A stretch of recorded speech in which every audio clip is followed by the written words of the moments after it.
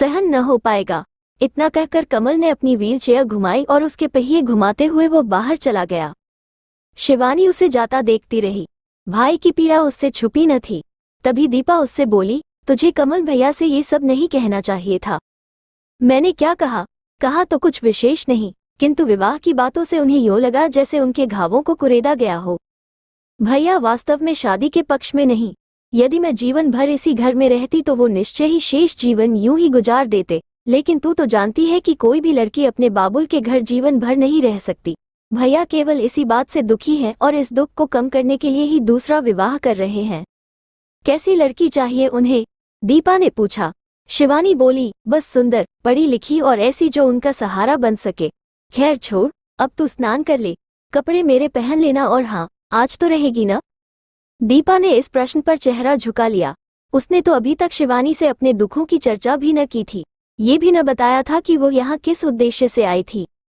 शिवानी ने उसे यो विचारमग्न देखा तो आत्मीयता से बोली, दीपा, तूने मेरे प्रश्न का उत्तर नहीं दिया। मेरा ये पूछना तुझे बुरा लगा? नहीं, ऐसी बात नहीं शिवा। फिर क्या बात है? शिवा, दीपा को कहना पड़ा, मैंने सोनपुर छोड़ दिया है। क्या मतलब?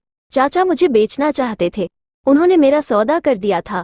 गांव का 70 वर्षीय जमींदार मुझे खरीद रहा था और कल ये सब होना था, किंतु एकाएक मुझे अवसर मिला और मैं रात के अंधेरे में सोनपुर से चली आई। यहाँ आने पर पता चला कि चाचा भी न रहे।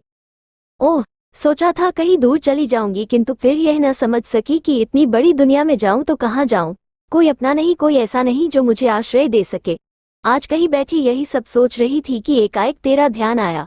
सोचा शिवा मेरे लिए कुछ और न भी करेगी तो सलाह तो अवश्य देगी। ये सब कहते कहते दीपा की आंखें भर आई और आवाज रुंध गई। शिवानी ने उसे अपनी ओर खींच लिया। स्नेह से बोली, पगली, तूने ये कैसे सोच लिया कि मैं तेरे लिए कुछ न करूंगी? और फिर अपना तो वही होता है न जो विपत्ति में काम आता है। शिवा, चिंता मत कर। मत सोच कि संसार में तेरा कोई अपना नहीं, तेरा कोई घर नहीं। ये घर तेरा है, इसे अपना समझ और यहीं रह। शिवा मेरी सखी, न रोते नहीं। रोने से दुख अवश्य हल्का होता है, किंतु दुर्भाग्य को हंसने का मिलता है। कहकर शिवानी ने उसके आंसू पोंछ दिए और बोली, चल अब स्नान कर ले। लेकिन देख, तुझे मेरी सौगंध, जो कुछ बीत चुका है उसे बिल्कुल भूल जाना और इस घर को पराया मत समझना। तू यही रहेगी तो मुझे बहुत खुशी होगी। दीपा ने फिर कुछ न कहा और उठ गई। पीड़ाएं सहने के लिए होती हैं, सही जाती हैं। दीपा ने भी अपनी पीड़ाओं को सहा और अपने अतीत को भी भुला दिया। 2 दिन बीतते बीतते वो शिवानी एवं कमल से इस प्रकार घुल मिल गई मानो वो बचपन से ही उन लोगों के साथ रह रही हो। दीपा ने शिवानी से विजय के विषय में कुछ न बताया था।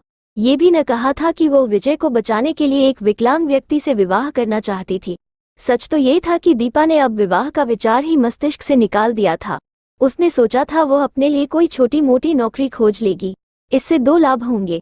एक तो ये कि वो शिवानी एवं कमल पर बोझ न बनेगी और दूसरा ये कि वो विजय के पक्ष में मुकदमा भी लड़ सकेगी। के समय कमल जब बाहर से लौटा तो दीपा ने उसके एवं शिवानी के सामने अपने मन की बात रख दी। कमल बोला, दीपा जी, क्या इसका अर्थ यह नहीं कि आप अभी तक भी इस घर को अपना नहीं समझ सकी हैं? ये किसने कहा आपसे? आपकी इस बात ने कि आप नौकरी करना चाहती हैं। मेरा ख्याल है आप नौकरी इसलिए करना चाहती हैं क्योंकि आप हम लोगों पर बोझ बनना नहीं चाहती। नहीं, ऐसा बिल्कुल नहीं है।